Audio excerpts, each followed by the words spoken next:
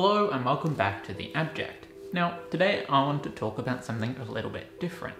Normally I cover films where the content is in some way transgressive, but today I want to talk about a film where the actual form itself is the transgression. Michael Snow's Wavelength, released in 1967, is one of the most famous experimental films ever made, and I think most people with a serious interest in film history have probably at least heard of it, although maybe not seen it all the way through. The film consists of one seemingly continuous shot, as a camera situated on one side of an apartment slowly zooms into a photograph stuck on the opposite wall.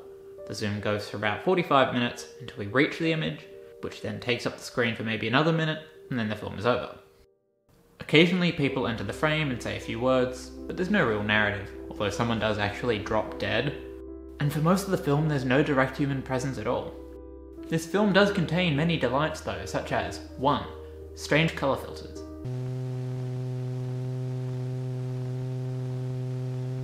2. Weird cuts between night and day.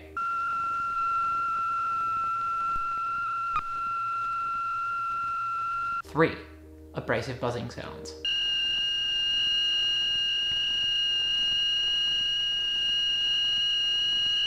'I think one of the reasons I wanted to cover Wavelength on the channel is because of a video made by James Rolfe, better known as the Angry Video Game Nerd. There is no enjoyment whatsoever. This is an experimental film, which I think is an experiment in torture. By the end, this film actually changes the way you feel. The experience of sitting through it from beginning to end is like some kind of negative hypnosis or a reverse meditation where you come out feeling paranoid and angry. Now, Rolfe's videos were very important to me growing up, so I have no intention to slag him off or even slag off that perspective on Wavelength, that's fine. But I have to say I completely disagree and that I think Wavelength is a really exciting and valuable movie. To put all my cards on the table, not only did I like Wavelength, I would actually say that I loved it. I found it more interesting and enjoyable than probably 95% of narrative films I've seen, and I'm not just saying that to seem highfalutin or contrarian, I really mean it. I found Wavelength to be a really absorbing experience. It's giving you this very strange and difficult stimulus and asking you to deal with it. You, the viewer, kind of need to put in the work to get something out of the movie. It's a real case of you get out what you put in. From my perspective, I went into Wavelength feeling very intimidated and kind of dreading it. I half expected to hate it, but I was very curious and open-minded to the possibility that I might enjoy it. As it turns out, it was well worth the time invested. It occurred to me as I was watching that beyond being a visual survey of one room, the film itself is almost like one big room that you, the viewer, are free to wander around in. The field of view in a literal sense is incredibly narrow, but speaking more broadly, it's very open in that you are free to think, feel, and imagine whatever the hell you want.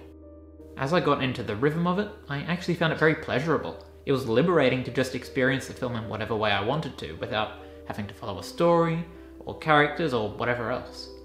You really are the master of your own reaction to the film.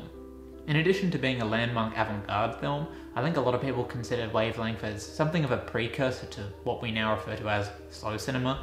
Films by guys like Bela Tarr, Apichatpong Weerasethakul, Simon Lang, films with extremely long takes and not a whole lot of interest in meeting the conventional standards of narrative pacing.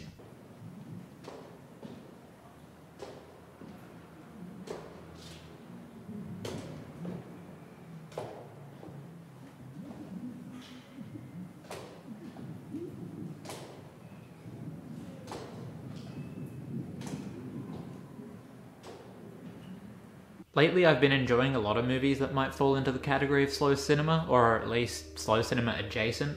My willingness to engage with this sort of thing has really increased in recent years. I think Michael Haneke opened up a lot of doors for me, and then the death of Louis XIV was really a breakthrough moment in terms of my engagement with this sort of thing.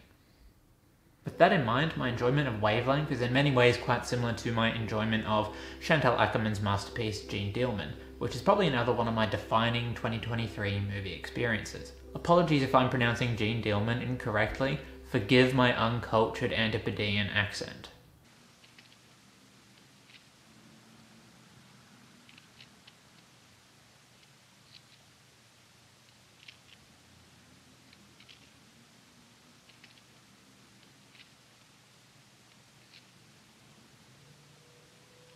Now that film has a story, but it's a very minimal one, and it's stretched out to the point of near stasis over 3.5 hours.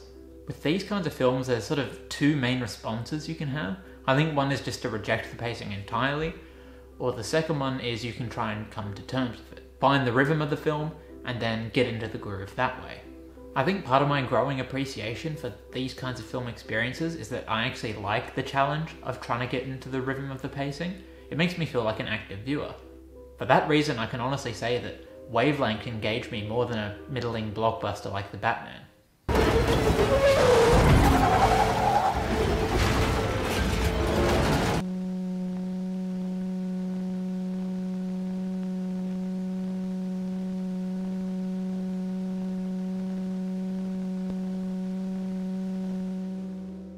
At the end of the day, you probably already know whether or not you have any chance whatsoever of liking Wavelength. If you're at all on the fence, I strongly recommend giving it a go. It's on archive.org in very good quality, please ignore the shitty YouTube rip. If you're bored shitless in the first 5 minutes, that's fine, just turn it off and go on with your day. There's no harm in trying, and I think it's always good for people to try and broaden their horizons with things they might not be naturally inclined to watch.